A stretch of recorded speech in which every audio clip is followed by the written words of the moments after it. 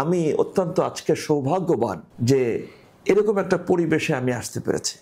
আমি বা আমরা এরকম সাহিত্য, পত্রিকা, মিডিয়া, সিনেমা ইত্যাদি সম্পর্কে আমাদের সংযোগ খুব সীমিত। আমরা এই জগতের সঙ্গে সম্পৃক্ত নই। কিন্তু লিয়াকত ভাই এবং আপনাদের সঙ্গে কথা বলে বা আলোচনা শুনে আমার কাছে কিন্তু আমি নিশ্চিত, আমার মনটা আবেগে পরিণত যে বাংলাদেশের ভবিষ্যৎ অত্যন্ত উজ্জ্বল। এখনও আমরা অনৈতিকতার কথা বলছি, আমরা এখনো মানবিকতার কথা বলছি, আমরা দেশের কথা বলতেছি এবং মানুষকে নিয়ে সামনে যাওয়ার কথা বলছি।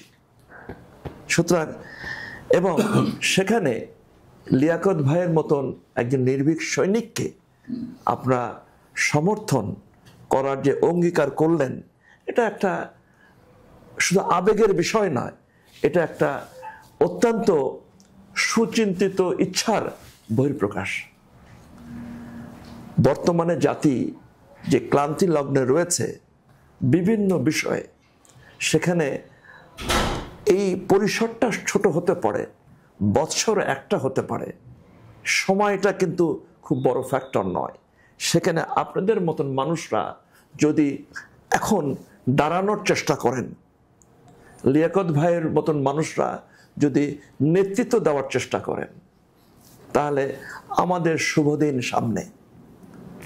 আমি ব্যক্তিগতভাবে একজন সাধারণ মানুষ, সচেতন মানুষ হিসেবে চিন্তা করি যে বাংলাদেশের যে সম্ভাবনা রয়েছে, পৃথিবীতে আমরা সফট পাওয়ার এবং হার্ড পাওয়ার বলি।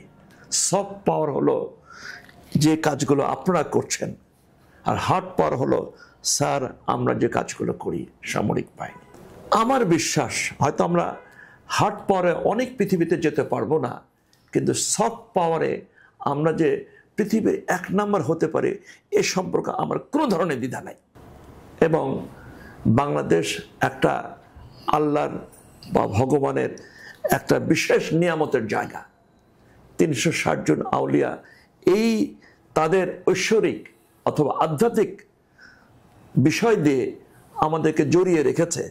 না হলে জুলাই অগাস্টের বিপ্লব হতো না। এটা ঐশ্বরিক ক্ষমতার কারণে হয়েছে।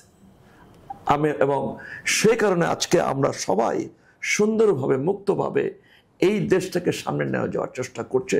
এবং আপনারা প্রত্যেকটা জায়গা থেকে এক একজন সৈনিক। আমার একটা ছোট্ট, যখন বসে বসে চিন্তা করতেছিলাম যে ফিল ইন দ্য গ্যাপস, নারী অনুপস্থিত, শেষের দেখলাম যে একজন নারী আসলেন, পর আরেকজন নারী আসলেন। তার মানে লিয়াকত ভাই একটা এমন মানুষ যিনি সম্পূর্ণতায় উনি বিশ্বাস করেন। তার মানে হলো আমাদের বাংলাদেশের উন্নতির জন্য, সমাজের সামনে এগিয়ে চলার জন্য ছেলে এবং মেয়ের যৌথ প্রচেষ্টা দরকার।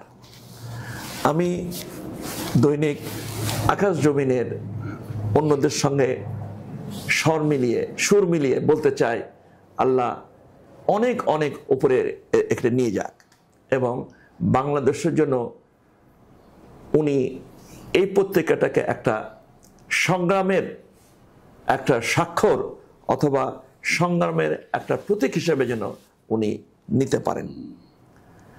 যে কথাগুলো আপনারা বলেছেন সে কথাই এই সংগ্রামী মানুষের জন্য, লিয়াকত ভাইয়ের মতন একজন সৎ নির্ভীক মানুষের জন্য এই সংগ্রামে আমরা আমরা সাথী হওয়ার জন্য আপনারা যে কমিটমেন্ট করেছেন, আমিও একইভাবে ওনার সঙ্গে, আপনাদের সঙ্গে সহমত এবং নিজেকে থাকার ইচ্ছা প্রকাশ করছি।